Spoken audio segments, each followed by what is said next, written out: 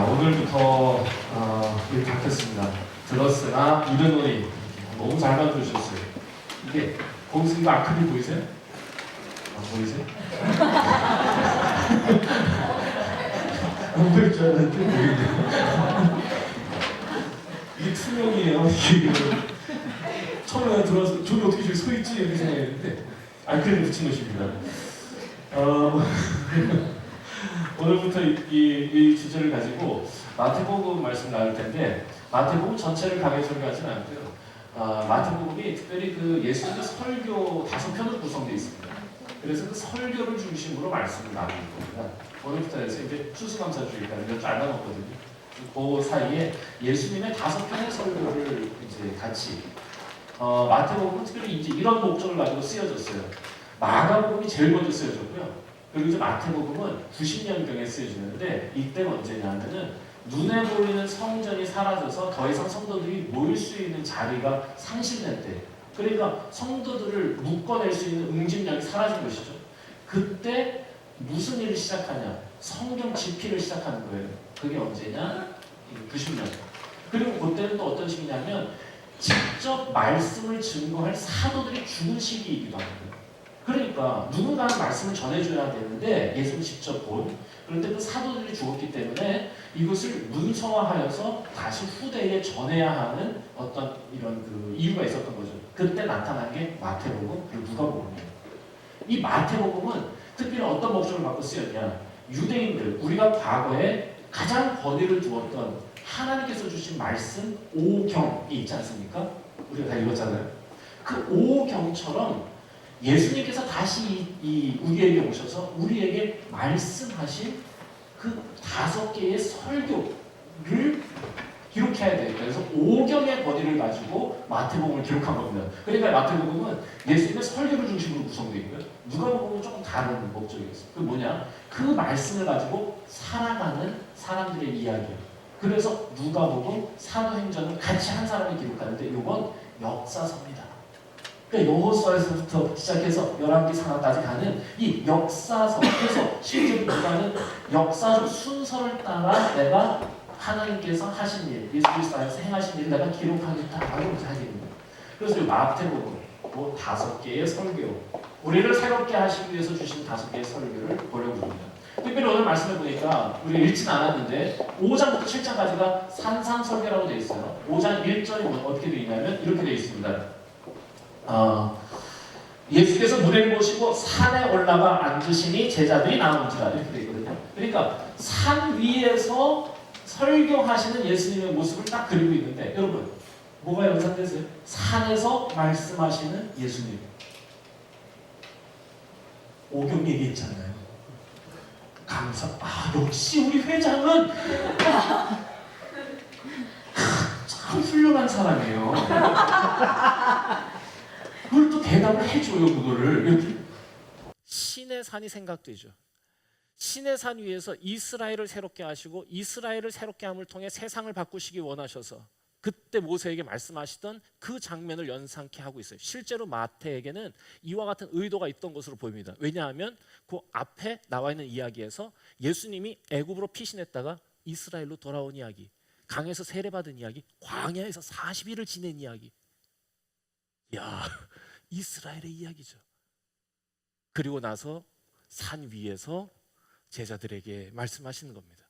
그래서 산상설교, 이스라엘을 새롭게 하시기 위한 예수님의 이야기라고 할 수 있는 것이죠.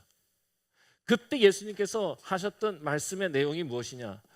그게 이제 5장에서 7장, 이게 첫 번째 설교인데요. 전 솔직히 이 말씀을 처음 읽었던 날의 당혹스러움을 제가 잊지 못합니다. 5장에서 7장까지 굉장히 긴 설교가 들어있는데 저는 예수님께서 이 땅에 오셔서 우리를 위해 행하신 일은 우리를 위해 십자가의 제물이 되신 것입니다.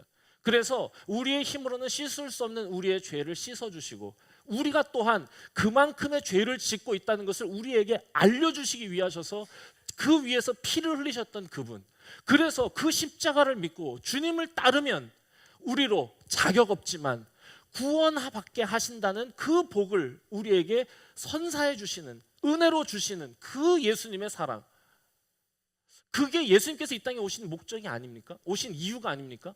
그렇다면 그분이 이 땅에 오셔서 제일 먼저 하신 설교라고 하면 응당. 이제는 행위가 아니라 믿음으로 얻는 구원에 대한 말씀을 하실 줄 알았어요. 이제 새로운 웨이가 새로운 웨이래요. 새로운 길이 열렸다. New way. 이제는 하나님께로 가는 새 길이 열렸다. 그것이 나를 믿고 내 길을 따라오는 것이다 라고 얘기하실 것 같았어요. 그런데 당혹스러운 거예요. 예수님의 이 설교에는 믿음이라는 단어가 단 한 단어도 나타나지 않습니다. 무엇라고 말하느냐? 오늘 우리가 읽은 마지막 절이요. 내가 너에게 이르노니 너희 의가 서기관과 바리새인들보다 더 낫지 못하면 결단코 천국에 들어가지 못하리라. 믿음이 아니라 뭐에 대해서 얘기하는 거냐? 의에 대해서. 그렇죠. 너희가 무엇을 믿느냐 이게 아니라 너희가 어떻게 사느냐. 그게 바리새인과 서기관의 행위보다 더 낫지 못하면 구원받지 못한다. 천국에 들어가지 못한다. 여러분, 이게 예수님의 말씀입니다. 바리새인의 주장이 아니에요. 여러분, 많은 성도들이, 많은 교회가 실은 이 사실에 대해서 굉장히 간과해 온 것이 사실입니다. 그게 뭐냐? 로마서에서 말하는 믿음으로 얻는 구원에만 심취했어요. 예수를 믿으면 구원받는다고 하는 거.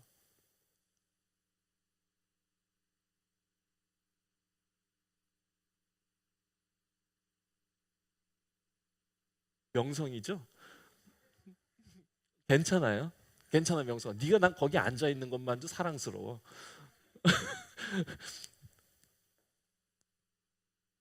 로마서가 말하는 믿음으로 얻는 구원에만 너무 심취했어요. 믿음만 가지면, 예수 믿는다고만 하면 우리에게 구원이라는 것을 주신다고 하는, 우리 죄가 용서받는다고 하는 소위 이신칭의. 그래서 뭘 소홀히 하고 피한 것이냐? 거룩한 삶, 선한 행위에 대한 무서운 경고를 피한 거예요. 그래서 믿음과 구원을 한 세트로 묶어놓고 행위하고는 상관없는 행위를 약간 부산물처럼 여기게 만든 것이 사실이에요. 그런데 참 놀랍죠. 제가 목회를 하면서 당혹스러웠던 부분이 바로 이것이었습니다. 제가 들었던 건 이거였거든요. 그런데 제가 하나님의 말씀을 통해서 읽게 되는 건 이거예요. 구약 성경을 통해서, 심지어 신약에서도 예수님은 우리에게 뭐라 말씀하시느냐? 마지막 날에 하나님 앞에 서게 될 텐데 그때 하나님은 우리에게 뭘 물어보실 거냐? 네가 어떻게 살았느냐를 묻는다는 거예요. 무엇을 믿느냐를 묻는다고 하지 않으세요. 이게 저에게 굉장히 당혹스러웠던 겁니다. 그래서 저의 목회의 과정은 들었던 것과 싸우는 과정이었다고 해도 과언이 아니에요. 왜냐하면 너무 오래 들어왔거든요, 이걸. 그런데 내가 뭐라고 이걸 거부할 수 있나? 제가 오해가 있었던 것 같아요, 저에게. 행위를 믿음이 대신한다고 생각한 거예요. 그러니까 행위가 필요 없고 믿음만 있으면 구원받을 수 있다고 하는 것으로 제가 오해하고 있었기 때문에 계속 그게 저에게 당혹스러움으로 다가왔다는 것입니다. 그런데 오늘 말씀에서 보니까 예수님은 처음부터 끝까지 계속 뭐라고 얘기하시는 거냐? 한결같아요. 예수님은 그런 오해가 없으신 분이죠. 한결같이 얘기하시는 거예요. 믿음과 구원 이렇게 해서 이렇게 하나로 묶어놓은 게 아니라 이 구원과 행위를 따로 떨구어 놓은 건 우리의 오해였다는 거죠. 이게 서로 떨궈져 있는 게 아닙니다. 그래서 구원을 다른 말로 바꾸면요, 오해가 싹 사라져요. 변화로 바꾸면 됩니다. 믿음으로 말미암아 우리는 변화를 받는 거예요. 변화라고 하는 건 뭐의 변화예요? 행동의 변화, 삶의 변화죠. 예수님 지금 계속 그 얘기를 하고 계신 겁니다. 너희는 세상의 빛이고 소금이다. 소금이고 빛이다 라고 말씀하신 의도가 뭐겠어요? 여러 가지 의도가 있을 수 있겠는데 제일 중요한 결론을 예수님이 내려주고 계십니다. 16절 하반절에서 뭐라고 하느냐? 너희 착한 행실을 보고, 그렇죠, 행실을 보고 하늘에 계신 너희 아버지께 영광을 돌리게 하라. 행위로 맛을 내고 행위로 빛을 발하라는 겁니다. 그렇게 살아가라는 거예요. 이걸 위해서 내가 왔다고 얘기하시는 겁니다. 소금으로 살고 빛으로 살아가라. 행위에 대한 촉구요. 그리고 예수님의 경고는 거침없이 이어집니다. 우리가 갖고 있는 행위에 대한 안이한 생각을 정면으로 돌파하시는 것 같아요. 17절, 내가 율법이나 선지자나 폐하러 온 줄로 생각하지 마라. 폐하러 온 것이 아니요 완전케 하려 함이로다. 착각하지 말라는 겁니다. 율법을 무효화하려는 게 아니라는 거예요. 행위가 필요 없다고 말하는 게 아니라는 거예요. 우리가 믿음으로 구원을 얻는다고 하는 거, 그건 선한 행실을 갖지 못한 우리들에게 주는 면죄부가 아니라는 거야. 실은 믿음이라고 하는 건 우리의 행위의 변화를 위한 과정이라는 거예요. 우리 예수 그리스도를 믿는 것을 통해서 우리의 행위가 바뀔 수 있다는 거예요. 믿음을 가지면 행위가 불필요하다는 게 아니라 믿음이 없이는 삶의 변화가 불가능하다는 걸 우리에게 얘기해 주시는 겁니다. 여러분, 이걸 기억해야 되는 거예요. 이게 믿음이에요. 믿음이 없이는 삶의 변화가 불가능하다. 다시 이걸 돌려 얘기하면, 믿음이 있다면 우리 주님은 마땅, 응당 우리의 삶을 변화시켜 주신다. 그러므로 너희는 소금으로 살아라, 빛으로 살아라, 나를 따라와라, follow me 라고 얘기하시는 거죠. 그래서 이게 구약에서 하나님이 반복적으로 또한 이걸 우리에게 말씀하고 계십니다. 성경은 항상 우리에게 어떻게 사느냐를 물으셨던 거예요. 레위기 18장 5절, 너희는 내 규례와 법도를 지켜라. 사람이 이를 행하면 그로 말미암아 살리라. 나는 여호와니라. 행하면 살리라예요. 저는 오늘 우리가 함께 예배하는 우리 모든 배화의 성도들 가운데 이 말씀이 오랫동안 새겨지고 준엄하게 들렸으면 좋겠어요. 행하면 사는 것입니다. 그래서 예수님이 이렇게 말씀하세요. 18절, 내가 진실로 너에게 이르노니 천지가 없어지기 전에는 율법의 1.1획이라도 반드시 없어지지 아니하고 다 이루리라. 율법을 무시하지 말라는 거예요. 그거 꼭 지켜야 된다는 거예요. 꼭 그렇게 살아야 된다는 거예요. 그걸 위해서 내가 온 거라고 말씀하시는 거예요. 주님이 오신 건 율법을 폐하러 오신 게 아니라 오히려 완전하게 하려 하심이라는 얘기입니다. 그래서 예수님 첫 설교의 주제,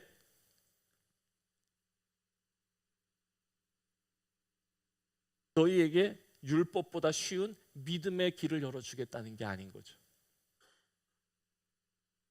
그런데 이게 진짜 너무 우리 안에 오랫동안 자리 잡은 착각 아닙니까? 행위로 구원받을 수 있는 사람 아무도 없다고. 그러나 예수 믿기만 하면 구원받는다고 하는 이야기. 그러면서 우리는 은근슬쩍 거룩한 삶에 대한 부담감을 이렇게 유기했던 것도 사실이잖아요. 그래서 예수님이 그런 우리 마음을 아시고 이렇게 첫 설교 얘기해 주시는 것 같아요. 너네 그러려고 그러지. 그게 아니야. 그게 아니야. 라고 얘기해 주시는 거죠. 믿음을 통해, 그러니까 믿음, 제가 설마 제가 지금 믿음 무용론을 얘기하겠습니까? 그게 아니라 믿음을 통해 행위의 온전함을 회복하라는 거죠. 그래서 저는 이런 표현까지 써봤어요. 행위를 위한 믿음. 이런 좀 구체적이 되죠? 행위를 위한 믿음, 변화를 위한 믿음. 믿음으로 인한 율법 폐기론을 얘기하시는 게 아니라 믿음 위에 세우는 율법 강화론. 믿음으로 말미암은 삶의 변화. 그것이 나의 관심사고 너희의 지향점이어야 된다 얘기해 주시는 거. 그래서 그 뒤에 우리가 읽은 말씀이 5장에서 7장 전체의 주제를 다루고 있는 거고요. 그래서 이 행위에 대해서 뒤에 쭉 설명하시는데 이어지는 내용이 뭐냐?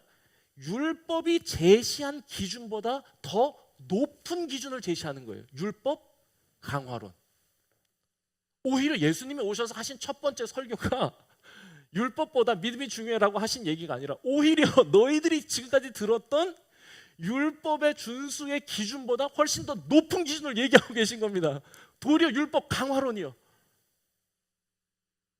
이게 저에게 너무 충격적이고 당황스러웠다는 겁니다. 율법에 너희들 살인하지 말라고 들었지? 응, 아니야. 그 수준 아니야. 라고 얘기하시는 겁니다. 잘 못했나 봐요. 이거 요즘 애들이 쓰는 말투인데 응, 아니야. 이거 율법에 살인하지 말라고 들었지? 응, 아니야. 그 수준 아니야.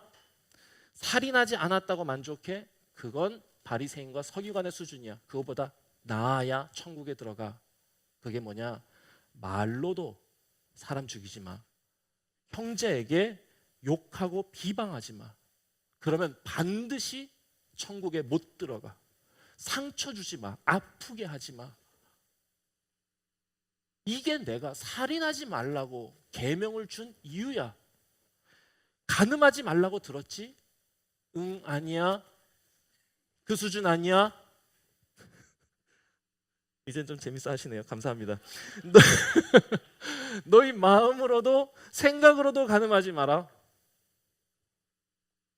그래서 38절 39절에 계속 반복적으로 예수님이 쓰시는 표현이 있는데 그게 뭐냐? 들었으나 나는 너희에게 이르노니. 너희가 지금까지 들었던 것과 싸우라는 거예요. 그 수준에 머물지 말라는 거예요. 너희가 들었던 것보다 더 의로운 삶을 살지 못하면 결단코 천국에 들어가지 못한다는 겁니다. 너희가 그렇게 들은 대로 살다가 맛을 잃었다는 것입니다. 너희는 소금이어야 하잖아. 그런데 들은 대로 살다가 맛을 잃은 거예요. 수준 설정을 다시 해.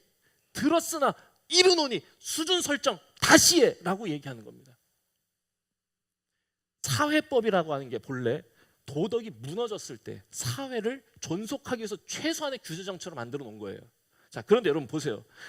인간답게 산다고 하는 건 최소한의 기준을 충족하면 인간답게 사는 겁니까? 아니에요. 그냥 그 수준을 지킨다고 인간답게 사는 게 아니라 그것을 넘는, 그것보다 훨씬 더 수준이 달라요. 훨씬 넘는 도덕적, 윤리적 기준에 따라 사는 거예요. 법적으로 문제 없다고 그 사람이 잘 사는 게 아니라는 거예요. 인간은 그걸 넘어서야죠. 여러분, 법만 어기지 않으면 뭐든지 해도 됩니까? 오히려 진짜 우리를 분노케 하는 사건들 생각해 보세요. 법을 어기지 않고 교묘하게 빠져나간 것들이잖아요. 너무 화가 나잖아. 차명계좌 만들어서 안 걸리면 됩니까? 그럼 내 거 아니야? 전 재산이 29만 원이라고 하면 끝나는 겁니까? 법적으로 문제 없다면 4대강 사업 해도 됩니까? 증거 안 남겨서 무죄 판결을 받으면 죄가 없는 겁니까? 우린 다 알잖아요. 다 불편하잖아. 예수님 뭐라고 말씀하시는 거냐? 법 지키는 거 아니야. 그 수준 아니야. 사람들 불편하게 하지 마. 사람들 마음에 상처 주지 마. 더군다나 연약한 사람들, 힘없는 사람들, 가난한 사람들, 오히려 그 사람들에게 놀라운 소식을 전해. 너희들에게 내가 복을 주겠다고. 예수님께서 오늘 이 말씀을 하시기 바로 앞에 대선언을 하시고 시작하세요.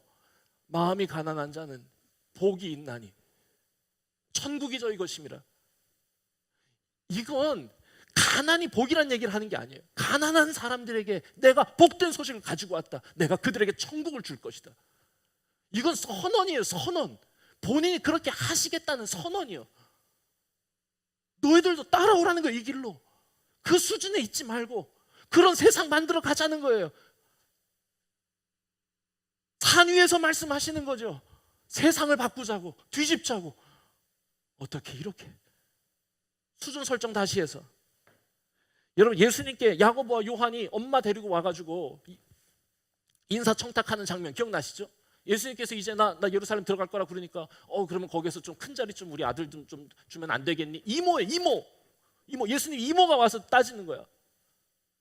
그때 예수님이요 혼을 내시고 호통을 치세요.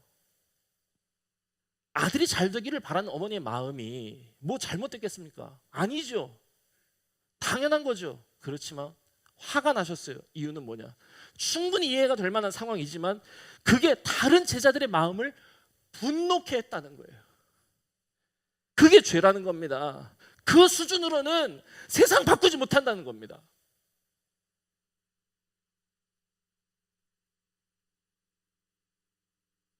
들은 대로 살다가 맛을 잃으면 안 된다는 거예요. 그리고 이어서 덧붙이시는 말씀, 사람에게 보이려고 하지 말라고. 6장에서 이제 계속 얘기하시거든요. 5장에서는 계속 들었으나 이르노니 똑같은 얘기 하시고, 또 똑같은 주제 안에서 6장에서는 뭘 얘기하잖아요. 사람에게 보이려고 하지 마라. 그건 빛이 아니다. 그건 가짜 빛이다. 사람에게 보이려 하다가 빛을 잃었다는 얘기하는 거예요.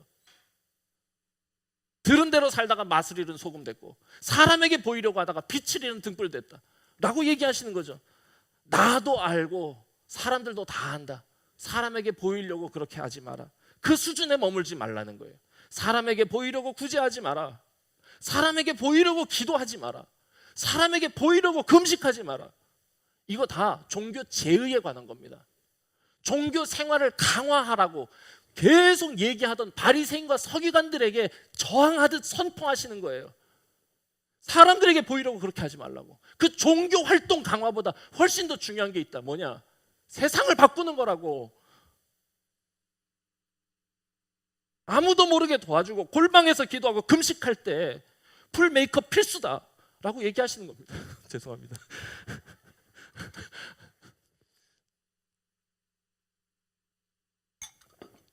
금식할 때 그 바리새인들은 일부러 힘든 척하면서 머리 안 감고 수염 기르고 막 이러니까 그렇게 하지 말라고 그러시거든요. 머리에 기름 바르고 깨끗이 닦아라. 이렇게 아주 구체적인 지침을 주세요. 그래서 제가 쓴 겁니다. 금식할 때 풀 메이크업 필수라고. 티내지 마라. 이런 종교 행위 자체가 불필요하다고 말씀하시는 게 아니에요. 구제와 기도와 금식은 계속되어야 합니다. 우리 배화 공동체도 더 열심히 구제하는 2018년 마무리가 되기를, 기도 열심히 하는, 또 금식도 해보는 합시다. 풀 메이크업하고. 중요한 건 이러한 일들을 하나님을 향해 하나님을 위해 하는 법을 배우라는 거예요. 포지셔닝. 네 마음이 어디 있느냐는 거지. 마음의 위치가 어디 있냐는 거예요. 사람에게 있느냐, 하나님에게 있느냐. 여러분, 무게 잡는 목사치고 저 진실한 사람 본 적 없습니다. 목소리 까는 목사치고 하나님의 말씀 겸손하게 읽는 목사 본 적 없습니다. 그런 사람 시간이 지나면 알 수 있어요. 마음의 진정성이라고 하는 거예요. 그건 시간으로만 증명돼요. 우리가 하나님의 자녀라고 하는 거예요. 시간으로만 증명됩니다. 한두 번 예배, 한두 번 감격, 한두 번 헌금할 수 있어요. 그렇지만 시간으로만 증명할 수 있는 가치라는 게 있는 거예요. 하나님의 관심은 그거 아니겠습니까? 하나님이 원하시는 건 결국 마음이라는 겁니다. 그런 거 종교적 형식, 제의, 눈에 보이려고 하는 거, 그거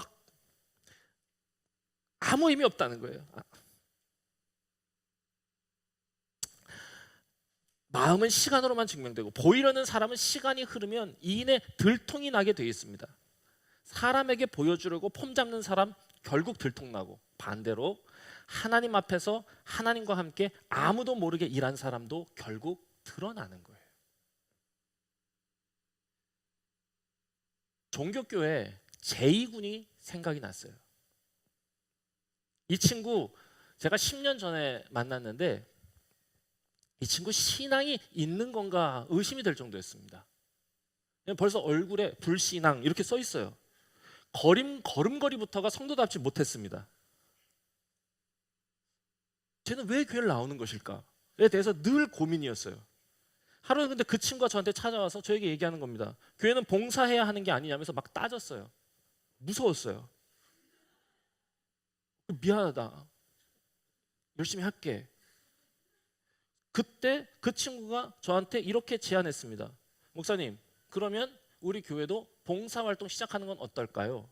하자 그랬어요. 맞을 것 같았으니까 당연히 따랐어요. 그렇게 하자. 다음 날 이 친구가 이름도 지어왔어요. 러브 앤 액트. 그거 괜찮다. 하자. 솔직히 그때 좀 하다 말겠지. 놀라워요. 지금까지 하고 있어요. 그것도 그 제2군이. 이젠 좀 인정하려고요.